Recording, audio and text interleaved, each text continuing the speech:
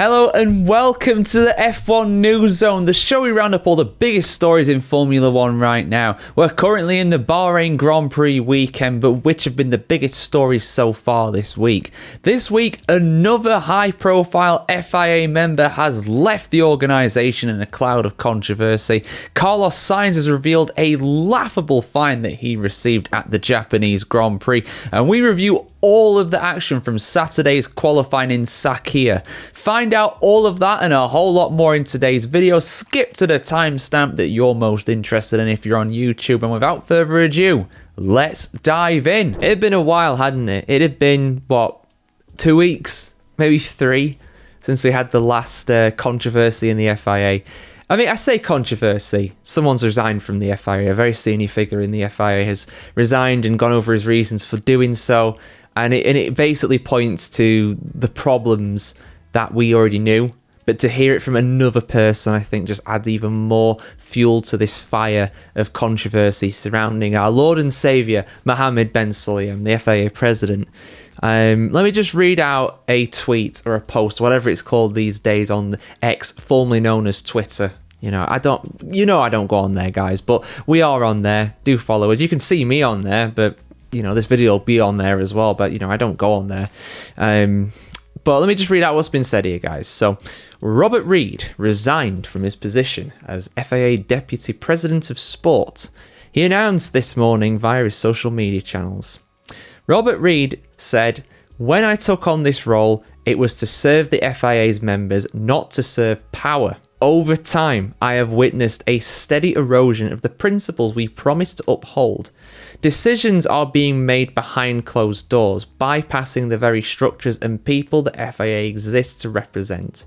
My resignation is not about personalities, it's about principles.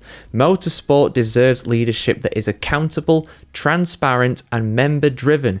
I can no longer, in good faith, remain part of a system that does not reflect those values."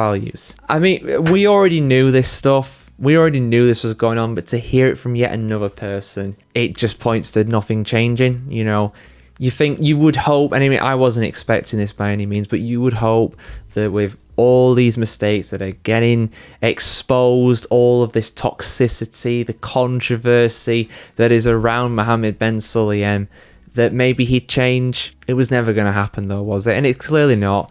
We hear about this all the time. Was it Niels Wittich, the now former FIA or Formula 1 race director? He was sacked by text. He got a text and got sacked with that. Didn't even have the cojones to go up to him and tell him or email him or call him or, speak to him in a meeting or something. Nothing. Just you out, mate. Lol. That's what I imagine happened. Oh my goodness me. It's just another one though, isn't it? It's just another one. It's a sad state of affairs. I'll link a video at the end of this one if you're on YouTube, just going over Mohammed Ben Sulayem and, all the controversies and stuff. There's so many. I'm not going over it again. I'm not going over trodden ground again. But yeah, just another one. And, good on you, Robert Reid. I hope you find something new soon. You've had done the decent thing and left, He left, he actually did last a decent amount of time, in fairness, but yeah, another one. And he's just going to get replaced by another yes man or another yes woman who's going to do whatever MBS wants. Anybody who...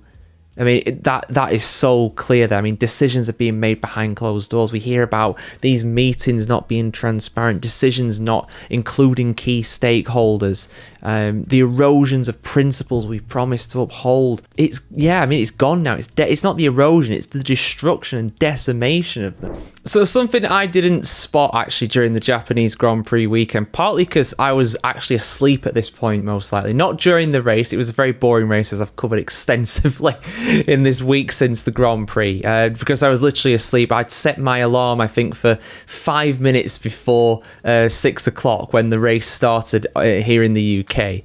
Now, obviously, the national anthem is something that all the drivers have to go to the front of the grid and stand in front of and show their respects to the country they're in. It's, you know, it's just what you do. It's just standard kind of performance at the end of the day. You got to go do it. Don't matter what country you're in. If you're a Formula One driver competing in that country, you got to go to the front, you got to stand, and you got to listen to the national anthem. Simple as that. And if you don't do it, you get a very big fine for doing it. Even if you're late, you're still a very naughty boy and you're getting a big fine. Now, Carlos Sainz was late for this. He was late for this in Japan by all of 5 seconds, apparently. That's what he's saying anyway. And he was fined a whopping 10,000 euros. Now, I don't know whether he's going to have to pay that or Williams are going to have to pay that. I hear different things about how these fines work in motorsport, but you might think to yourself, well, you know what? Fair enough. You know, he's disrespected the mighty nation of Japan. How dare he? 5 seconds. That's 2,000 euros per second, right? He deserves that. He deserves to have the book thrown at him. Shame on you, Carlito. Now, you might think that. I hope you don't, but you might think that.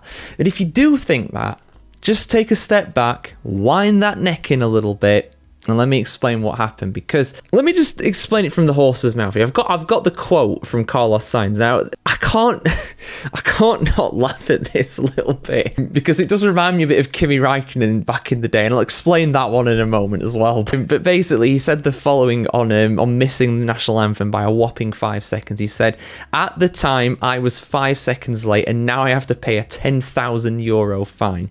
I don't even know if I'm going to get another fine for saying this, but stuff happens now." And he didn't say stuff. He said a 4-letter word beginning with S that refers to poo. And poo is actually, I can't believe I'm saying this, poo is actually a key thing in all of this, because apparently, without going into detail, he had, as we refer to in the UK, the 2 bob bits. Again, the full, well, in this case, 5-letter word that begins with S and ends in S as well. He had things were passing through a little more quickly than they should be, apparently. And it's very operative that he used that word to describe it, because in this case, it literally happened. So, yeah, apparently as well, he had a doctor's note too. He had a doctor's note for his, I don't know if it's got food poisoning, a flu, whatever. You know, anybody who's had that, I imagine pretty much everybody's had that at some point. When you gotta go, you gotta go. You gotta go. It doesn't matter whether you want to or not. You gotta go. You know, you're in whatever state you're in, you're going, right? Whatever you're wearing, wherever you are, you've got to try and get to the toilet as fast as possible to, properly dispose of all. And honestly, I just think it's pathetic, because he might well get a fine for saying that as well. He's right. You might well, with the way the FIA are at the moment with their swearing ban and stuff, which they have loosened, but he, at Carlos's request, he did, say that. GPDA did kind of lobby for that, and good on them for doing that. But he's obviously not said this in the car. He said this outside the car in an official interview, so he's probably going to get a fine for that. And he might well be the first one to get penalised under this new rule. But we'll see what happens there. I will update you with that, don't worry. But yeah, if you're wondering what I'm talking about when it comes to Kimi Räikkönen, just go look, just go look up him in Brazil in, I think it was 2006. It was Michael Schumacher's, at the time, what we thought he was his final race in Formula One, and he basically received a lifetime sporting achievement from the great Pele over in Brazil, because his last race was Brazil 2006. At the time, I know he came back later on, but at the time we thought that was his final race. And Martin Brundle was like, on his grid walk, went to Kimi Räikkönen, and he was like, "So Kimi, why weren't you at the Lifetime Achievement Reward for Michael?" And he was like, "Well, I was on the toilet." He didn't say on the toilet. You know what he said. And yeah, so that live on TV. I remember watching that. That was funny. Honestly, I couldn't stop laughing. It's one of the moments where you're like, did he really just say that? Yeah, he said that live on TV. So yeah, unfortunately for Carlos Sainz, stuff very much did happen, and he has to pay a 5-figure fine for it. But yeah, do you think this is too much, guys? I think this is ridiculous. The man's got a doctor's note. Let him off. He's suffering enough. All right, come on. When you gotta go, would you rather him go there? Would you rather him go there, line up, and ruin his trousers, ruin his racing overalls live on TV. I think that's more disrespectful. And everybody around him, I don't think they'd be thanking you either. But that's just my opinion. The Japanese Grand Prix at the weekend was not exactly a classic. That is a masterpiece of understatement, actually. It was downright terrible. It was an absolute snooze fest. But one of the most exciting things that happened during that race was the battle between Lando Norris and Max Verstappen in the pit lane. Now, opinion was very much divided on who should have got a penalty for this, if anybody should have done. Neither did, of course, but some were saying that Norris should have got a penalty for being unsafely released into the path of Max Verstappen, while others were saying that Verstappen should have got a penalty for forcing Norris off the track on the pit lane exit. In the end, I think sanity prevailed and we didn't see any penalty for either of the two drivers. But the former race director of Formula 1 said that Norris should have had a penalty during that race, but not to do with the pit lane. Let's have a look at what he said here. Niels Vittage has been speaking in the media after the Japanese Grand Prix and said that if he was still in charge of Formula 1's race director role, then he would have given Norris a penalty. But why? Let's find out. Lando Norris has reason to be relieved. Niels Vittage is not still a race director in Formula 1. At the end of the Japanese Grand Prix, while running second behind Max Verstappen and in front of McLaren teammate Oscar Piastri, Norris skipped the famous Suzuka chicane, aka the Alain Prost Senna chicane. He maintained position and was not penalised. You can see that he's still nervous in the car, former F1 driver Ralf Schumacher said. And according to Vittage, Norris should have been given a penalty for this. Well, I have to be honest, said the German, who was suddenly ousted as race director late last season, told Sky Deutschland. Apparently via text. He was sacked by text. Didn't join Sky Deutschland by text. Although he could have done. I suppose he could have texted Ralf Schumacher. From my point of view, Lando should have let himself fall back behind Piastri.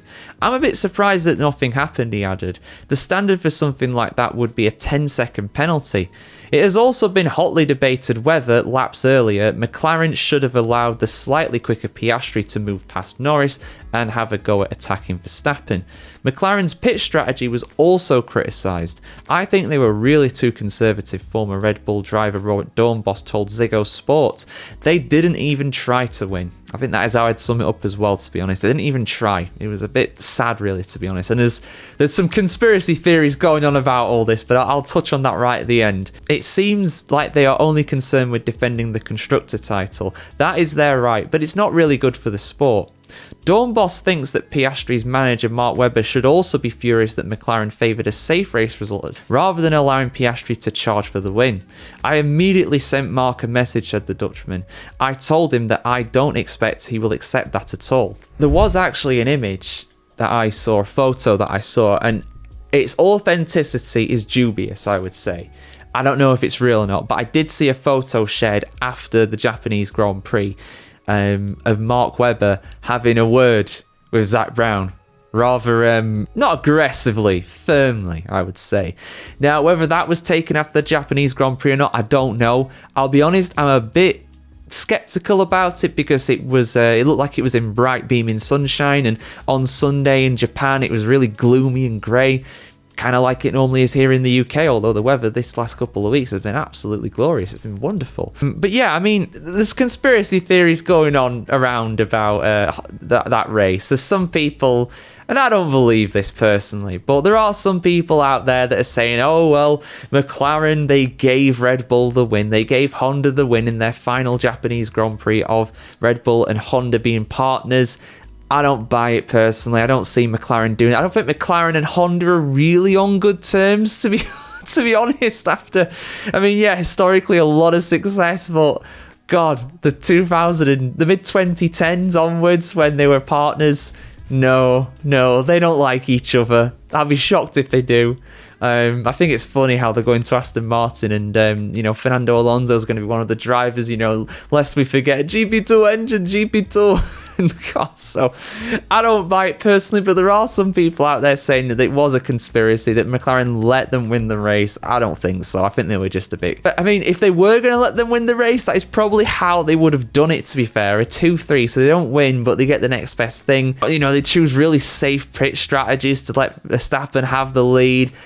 I get why people are thinking that, but think about it for more than 30 seconds and it starts to unravel quite fast. I mean, for me, I I must be honest. I mean, I was half awake, half asleep watching that race, and I can't be bothered watching it back. It was so bad. I don't remember that incident between Piastri and Norris. I really don't. But given that it was McLaren on McLaren, what normally happens in these incidents is when someone overtakes illegally off the track, or they keep their position illegally by going off the track, they're normally offered the opportunity, or normally the team gets on the radio like, look, you're being investigated, you need to slow down, let him back through, you're going to get a penalty otherwise. That was what would normally happen. So you have to think, in this situation, with it being McLaren on McLaren, even if you follow the letter of the law, which I understand you probably should do in this kind of case, you've got Norris who would just drop back behind Piastri, and then they might team order him ahead again in theory. I mean, they might not do that. They might keep it as it was, Piastri and then Norris, 2, 3 in that order. Maybe that's what they would have done. But in theory, McLaren could have done that. So, when it's teammate on teammate, they normally don't give a penalty for stuff like that. I remember the Alpha Tauris crashed years ago at Silverstone. They didn't give a penalty for it because it was just like, well, you've both been hurt by that. You're not hurt another team. That's just an inter-team thing. So I think that's probably why they would have got away with it in that case. But I can't remember the actual incident off the top of my head. But interesting how he said he would have got a penalty. When I read that headline, I did think, oh, is this because of the pit lane thing? But no, it wasn't. It was because of something else. So interesting take. What do you guys think? Do you think that McLaren should have got a penalty for that? Should Norris have got a penalty for it? Should he let Oscar Piastri go through? I mean, for the team strategy thing, I definitely would have let Piastri go through. He was clearly faster than Lando Norris. Let him have a go. The worst that's going to happen is you have to swap him back at the end, and we all know they're going to do that because they get on, they get on as teammates. So your thoughts in the comments below, guys. So Pirelli are going to run a kind of experiment soon, and apparently this is bad news for Red Bull. Of course, Red Bull getting that shock victory last time out of the Japanese Grand Prix. Max Verstappen with arguably one of his best wins in Formula 1, and he's got a lot to choose from, over 60 in total, third all time on that list. But will this celebration, will this surprise be short-lived? Well, let's have a look at what this Pirelli tyre test means for the defending world champion. Not in the constructors, of course, McLaren. We got that for now. But in the drivers, of course, Verstappen's still defending that title and going for 5 in a row. So let's see what has been said here, guys. Full article on the F1Chronicle.com as always. Pirelli will run an experiment in a move to prevent repeats of the processional Japanese Grand Prix. Suzuka was resurfaced ahead of the 2025 race, and coupled with the ever quicker cars and the hardest tyre compounds, almost no overtaking whatsoever occurred. Ferrari boss Frederic Vasseur predicts more of the same later this season. Yes, it will probably be a qualifying championship, said the Frenchman. Hard compounds will again be supplied this weekend in Bahrain, but the situation is very different to Suzuka. Much higher temperatures and inherent tyre wear, and on top of that, it's a very abrasive track too, thanks in part to all the sand that gets blown on from the desert, so it's a very different track to this, but yeah. Hard compound tyres, it could well be a one-stopper again. I could see that. Beyond that, according to Automotor und Sport, Pirelli intends to adjust some of its intended original selections and supply softer compounds at the forthcoming races. Journalist Michael Schmidt said that it will begin with an experiment in both Miami and Imola, a shift to softer tyres. The brand new super soft C6 compound will even be seen in Imola. I think originally that was only going to be in place in Monaco. If the experiment is a success, this could set a trend for the future, he added, explaining that Pirelli will confirm the news officially on Wednesday. I'm recording this on Thursday. I've not heard it yet, but I'm sure it'll come soon. We could even get softer tyres for the rest of the season. It is bad news for Red Bull, whose car is much more tyre hungry than McLaren. There are a lot of slow corners in Bahrain, said Schmidt, and if you have a problem there, you really have a problem. Well, it's not going to affect Bahrain this weekend. I mean, the tyre wear will be higher in Bahrain, so that will probably suit McLaren and some other teams more than Red Bull. But in terms of those other soft tyres coming in, I mean, I'm wearing the shirts. This probably seems a bit disingenuous, but I do think that softer tyres, maybe not for Miami. I mean, Miami, I don't think we have a real problem with it being a boring race there. I think it's just a boring track, personally. That's just my opinion. Imola is a magnificent circuit, but in modern day Formula 1, it doesn't produce very good races. It's very difficult to overtake there. So having some softer tyres there, I think, is a good experiment. I think that's a good idea. I'm not too convinced about Miami, it is shaking it up a bit. It is a street circuit, sort of. It's a car park track, really, for being honest here. But Imola, yeah, I think that's a good idea. I think we should see how that goes, because that is a circuit where we get a decent amount of tyre wear. I mean, it's not too high, but we'd still get some. So I think it's worth a go at the end of the day. Be interested to see how it kind of goes and if that C6 compound is used, because the thing is, even though we had no tyre wear in Japan, everybody did a one stop and barely anybody used the soft compound tyre in the race. I think, was Lance Stroll the only guy to do it, and he did a two stop and everybody else did a one stop? I think that's the only guy that did it. Even Kimi Antonelli, who ran so long on those mediums, he stuck a set of hards on for the end of the race. So yeah, I don't think people will use them. But maybe having the C5 and the C4 there, C4, bringing back to my Call of Duty days or something there. But yeah, if they use the C4 compound tyres and the C5s, then maybe that'll be more in line with a two-stop race around Imola. I don't know, we'll see. I'll be interested to see if we're going to have a two-stop race in Bahrain as well, because it's a lot hotter. And the the tyre wear around that track is a lot more. So, your thoughts in the comments below, guys. What should Formula 1 do? Is Japan going to be a sign of the season to come? I hope not. You know, if it is, what we could have is a really weird season like 2010. Remember 2010? Probably a lot of you guys weren't watching back then, but I was. And we had a four-way battle for the championship between Hamilton, Alonso, Webber, and Vettel. Even Button was kind of in there a little bit as well.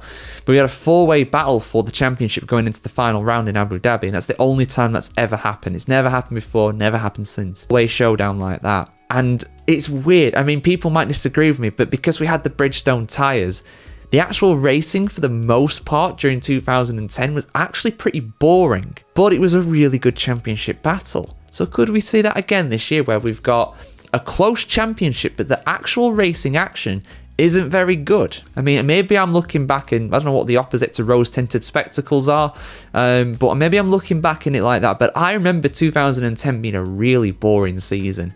It's the only thing that was exciting about it was the championship battle. Actually, watching the races themselves was not very entertaining. Could we see a repeat?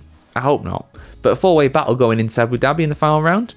Yeah, I'd say that. Qualifying for the 2025 Bahrain Grand Prix was completed earlier today. And as always, guys, here on the channel, let's have a look at the 5 main talking points. The 5 things that we learned from qualifying around the Sakhir International Circuit.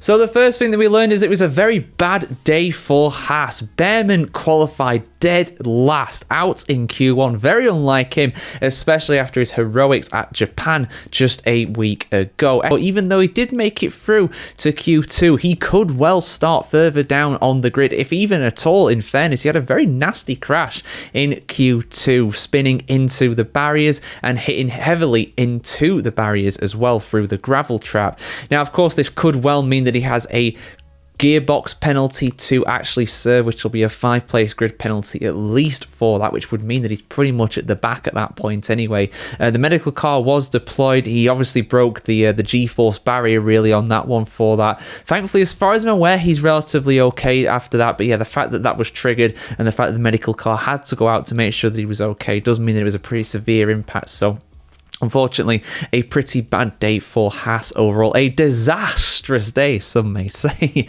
But was absolutely not a disastrous day was that of Alpine. Alpine, of course, the only team not to score so far in 2025. But they look good for strong points. Not just points, but strong points tomorrow in the Grand Prix itself. Jack Doohan qualified an impressive P11, just missing out on the top 10. But way ahead of him was Pierre Gasly, an incredible effort from Gasly. Now, Gasly, of course, towards the end of last season, did a fantastic job in qualifying, regularly getting into the top 10, every now and again to get into the top 5, and he's managed it here as well. P5 for him, ahead, believe it or not, of a McLaren. Lando Norris absolutely bottled it today. There, I said it.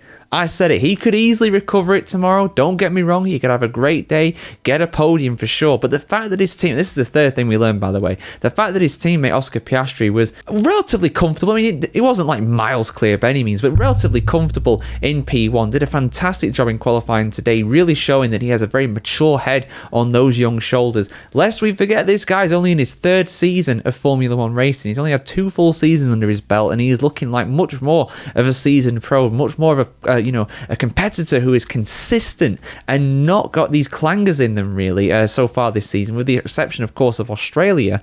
He's done really, really good, and he got pole position here relatively comfortably. But yeah, Lando Norris down in P6, and who is behind him as well? Max Verstappen, P7. Let's talk about Red Bull very briefly as well here. The fourth thing that we learned, not a good day for Red Bull at all. Very much coming into this one on a high after the Japanese Grand Prix. The main positive for them is that Yuki Tsunoda looked better. He got through to Q3 for the first time that Red Bull has made it through to Q3 this season, maybe in a few races as well, if you even go back further to 2024. The second Red Bull, that is, of course, not Max Verstappen. He's always up in the top 10, but even he today was in P7. Yuki Tsunoda down in P10. That's just kind of where Red Bull are. They really, really are struggling around this track. They can, of course, improve tomorrow. Max Verstappen can work miracles in that car. But, even though Tsunoda should probably get points tomorrow, it's not a certainty. And, of course, Max Verstappen, he may well drop back. Who knows what the pace of that car is like, because even the Racing Bulls didn't look particularly great today, neither making it through to Q3. Hadjar, the highest of the two, in P12. And just a quick mention for Lawson as well, P17. But he had a DRS issue in Q1, so he didn't actually get through because of that. He would have done if had it not been for that. But let's talk about this absolutely farcical situation as well in qualifying. This is something I have never seen before. I mean, we've had the same format of qualifying consistently ever since 2010, with of course the elimination style qualifying as well, the countdown qualifying, whenever it was called in 2016. Let's not remember that. That was only in for a few races anyway. But let's just talk about what happened here, because this was genuinely really bad. So basically, Alex Albon was in P16. He just missed out on getting through to Q2. Nico Hülkenberg for Sauber, he just scraped in. However, partway through, and I think this was partway through Q3, this was revealed. It definitely wasn't revealed in Q1, because the consequences of this are pretty severe, actually, in my opinion. You have got Albon, who should have made it through to Q2, but he didn't, because the stewards were too late in actually deleting a lap time from Nico Hülkenberg. So basically, Hülkenberg has been demoted down to P16 as a result of that. Albon technically made it through to Q2, but he didn't compete in Q2 because he was initially told that he was eliminated. So Hülkenberg's time being disallowed so late meant that Albon should have been in the top 15, and he would have had a chance, therefore, to get through to Q3. Maybe, man, he might have done it as well. You never know, he might have done it, because Carlos Sainz, he ended up in Q3.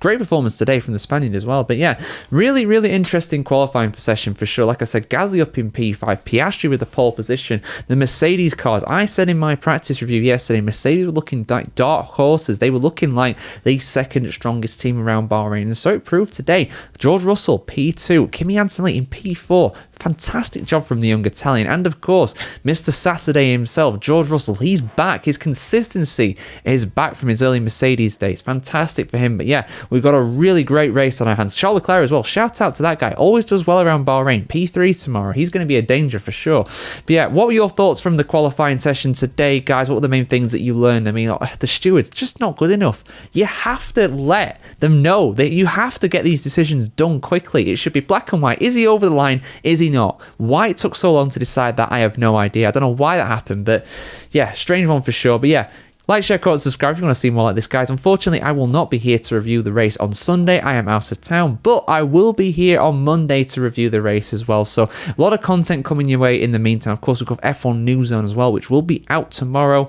as well, tomorrow morning as always for that. So yeah, see you soon for the content like that. Have a great weekend. Let's hope for a great race tomorrow. And of course, I'll be right to react to it as fast as possible as well for you all. So yeah, see you soon. Have a great weekend.